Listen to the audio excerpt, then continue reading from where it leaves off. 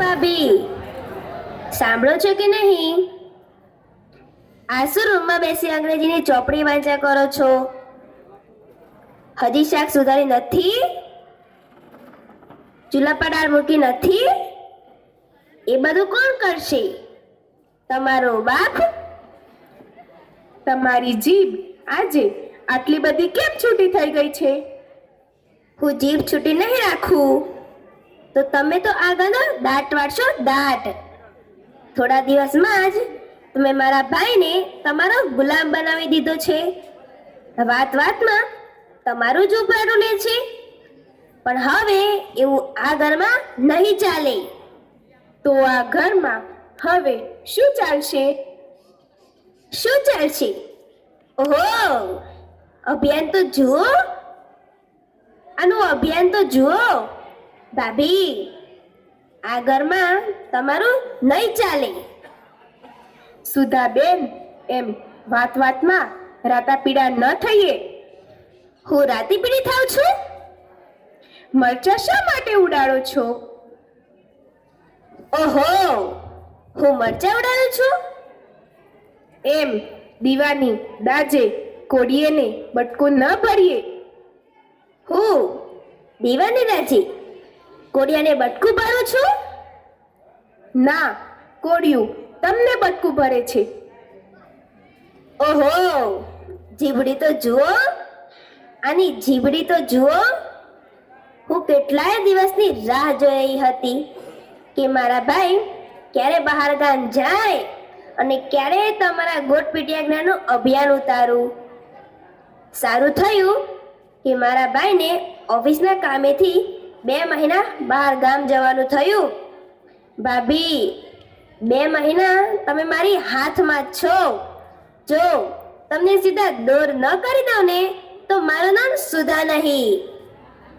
આવો સ્વભાવ રાખશો તો તમારું નામ પિયરમાંય નહીં રહે ને સાસરિયામાંય નહીં રહે.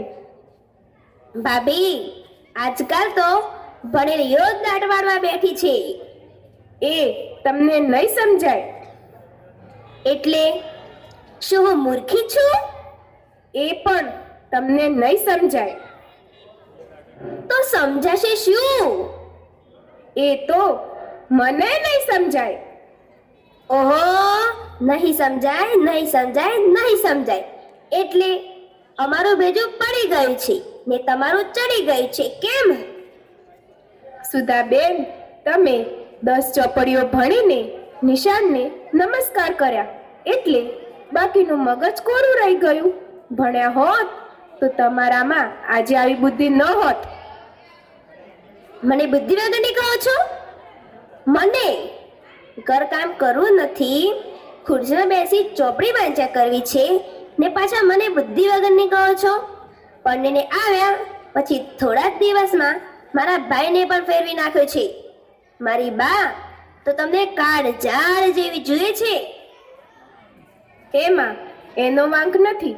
નવી અને જૂની પેઢી વચ્ચે વિચારોનો અને વર્તનનો સંઘર્ષ થવાનો જ છે ને. હું તમારા ભાઈની સમજદારીના વિશ્વાસે જ હું આ ઘરમાં આવી છું. તમે આ ઘરમાં આવ્યા છો ત્યારથી જ આ ઘર એક ઘર નથી રહ્યું. મારા ભાઈને પણ કોણ જાણે શું પાઈ દીધું છે. તમને 2 વેન કહીએ છીએ કે તરત જ એ તમારી તરફેણમાં ઉછળે છે. ભાભી, એ મારી સામે ડોળા શું કાઢો છો? બાપ રે! મારા ચાળા કેમ પાડો છો? ઊભી રહે, મારી બાને બોલાવું. બા, એ બા, શું થયું?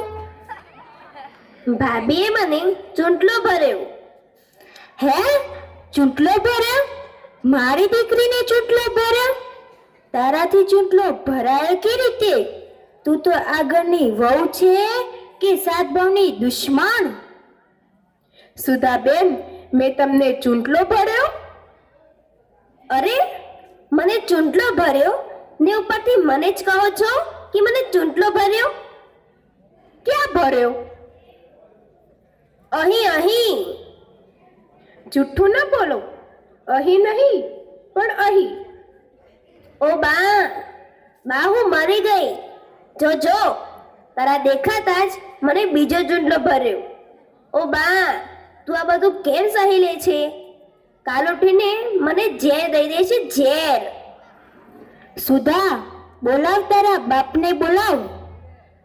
એ તો આજે કોર્ટમાં ગયા છે. આજે એ આવે એટલી જ વાર છે.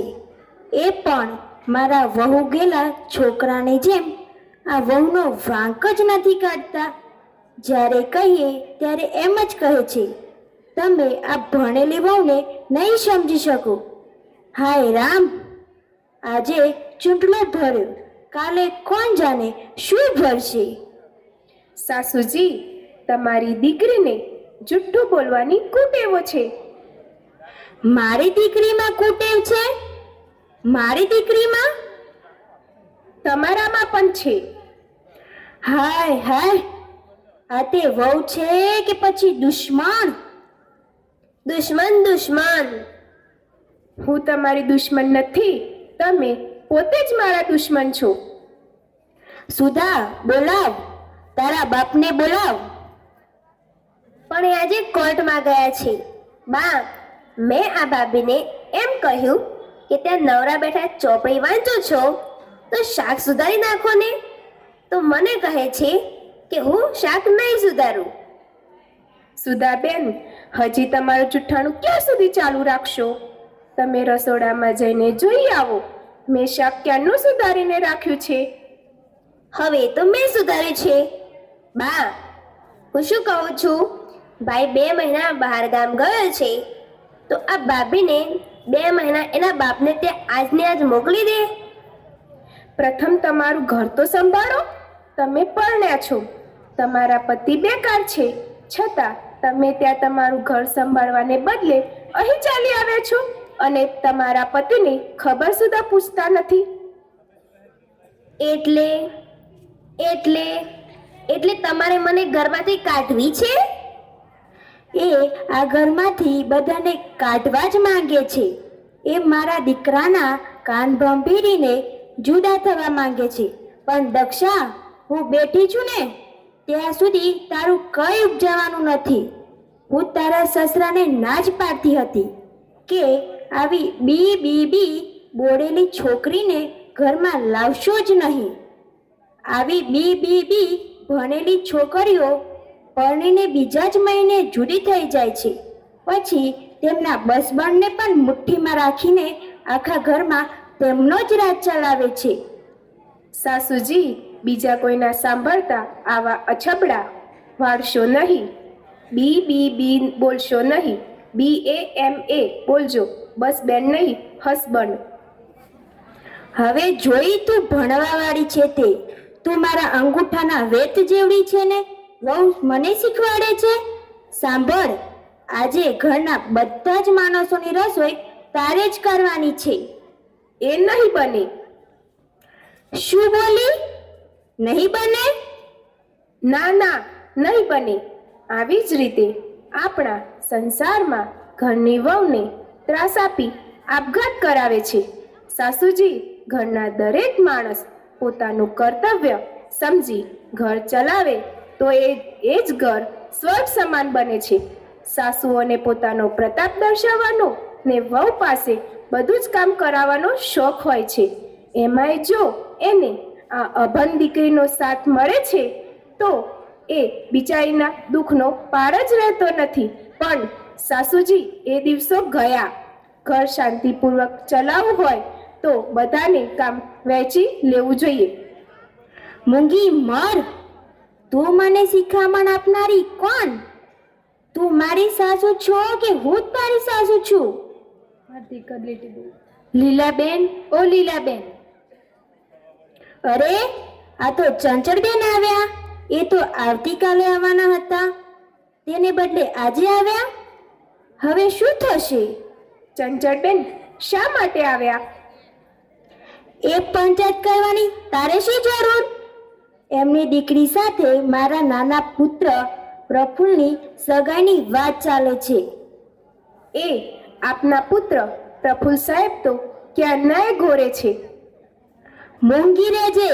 જો ચંચળબેનના દેખાવતા મારા પ્રફુલ્લ માટે એકેય શબ્દ ખરાબ બોલી છે તો પછી મારા જેવી બીજી કોઈ નહીં. અને હા, જો પ્રફુલ્લનું પૂછે તો કહેજે કે એના એક મિત્રને વરાવા એરોડ્રેમ પર ગયેલ છે. એરોડેમ નહીં પણ એરોડ્રેમ. અને સાંભળ, એક પણ શબ્દ જૂઠો કહે છો ને તો તારા મોઢામાંથી જીભ ખેંચી લઈશ. મને કઈ પૂછશે તો હું એક પણ શબ્દ જૂઠો નહીં કહું. બસ. અરે લીલાબેન, ઘરમાં છો કે નહીં?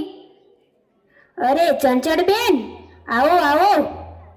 મેં દરવાજા પર બૂમ પાડી હતી.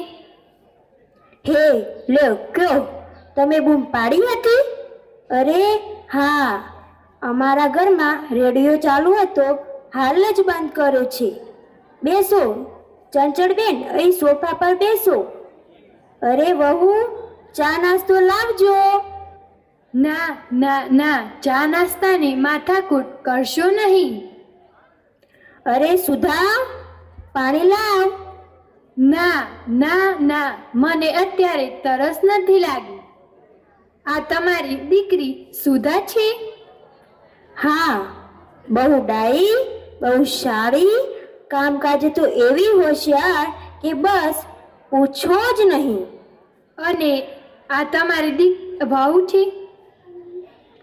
વહુ ભણેલી છે અને ભણેલીઓને ઘર સંભાળતા વાર લાગે.